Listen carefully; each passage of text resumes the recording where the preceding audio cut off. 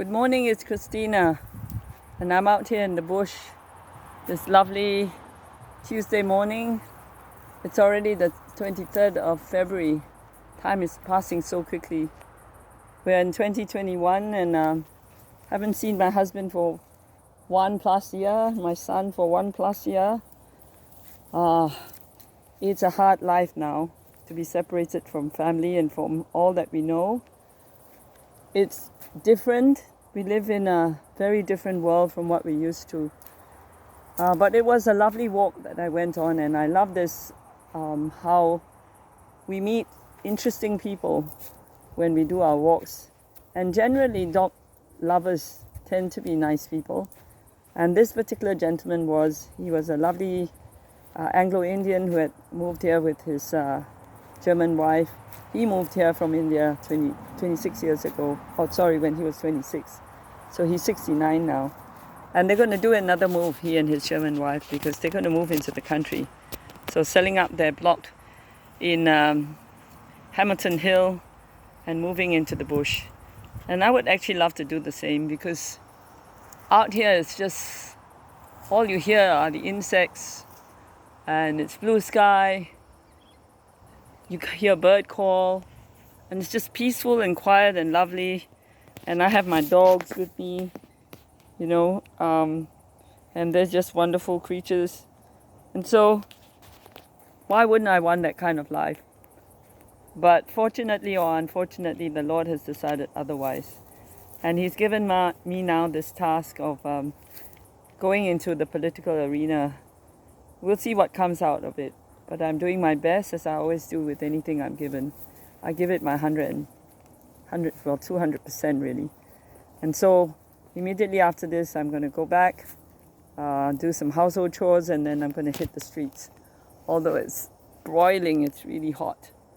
Then I'm going to meet a supporter, and then I'm going to round up supporters for the polling booths. And it all starts tomorrow. So whether or not I can get people, I will have to just trust and have faith in the Lord that He will help me out.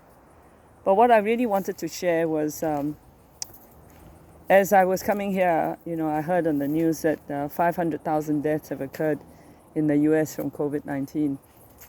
And I have to share this story with you because I was horrified by it. So this happened in a local hospital here in Perth, and this was recounted to me by a friend who heard it from his friend. So his friend had sent him a message, horrified as well.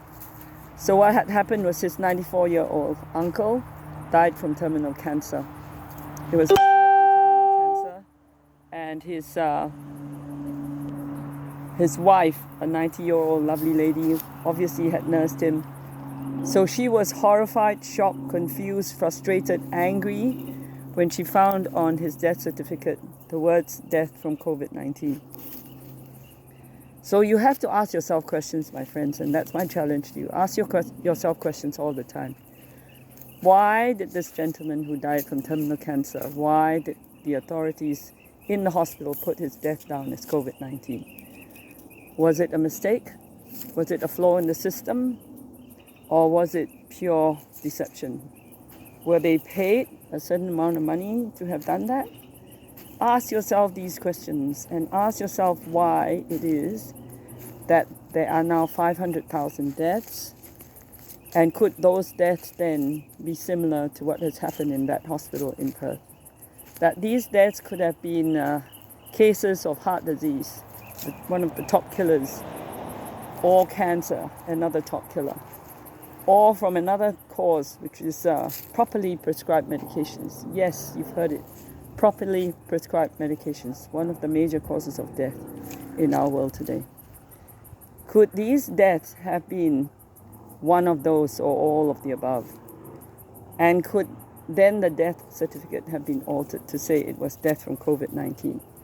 And you also have to ask yourself the question, those vaccines that are barely tested, those vaccines that they are rolling out so quickly, especially here in Perth now, they're already here and they are starting to jab us or want to jab us.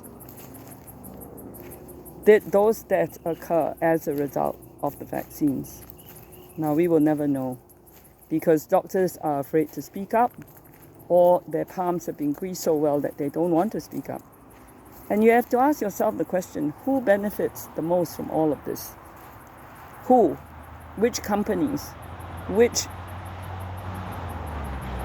traded companies, public companies that report to their shareholders on their profit lines are benefiting from all of this? If you can answer those questions, you might be one step closer to the truth. And never ever believe as gospel truth everything that you hear on the media. Never ever believe what you only hear on TV or the radio and what you read in the mass media. Because again, you have to ask yourself the question, who pays the salaries and incomes? Who pays those incomes and those salaries? And if they be one big profit-taking conglomerate, then you have to ask yourself the question, do they have the right to make their staff write whatever they want?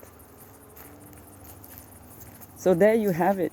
Because back in the day as a journalist, I had to write what I was told to write and not write what I was told not to write.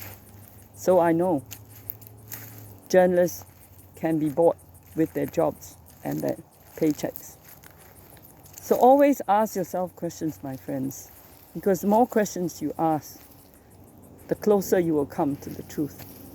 And I know what the truth is. And I, for one, will not be rolling up my sleeves for the vaccine.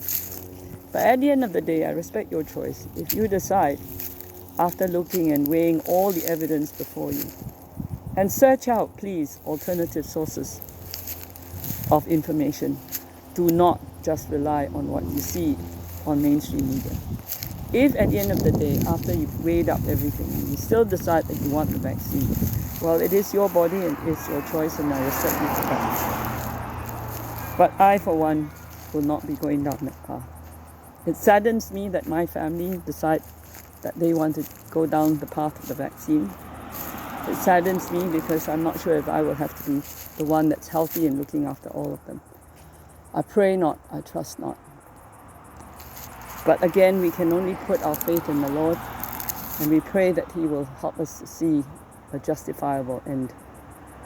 On my part, I will do what I can in every way that I can to go and uphold the truth and human rights and human liberties. So my challenge to you, ask questions, seek out the truth. Have a great day.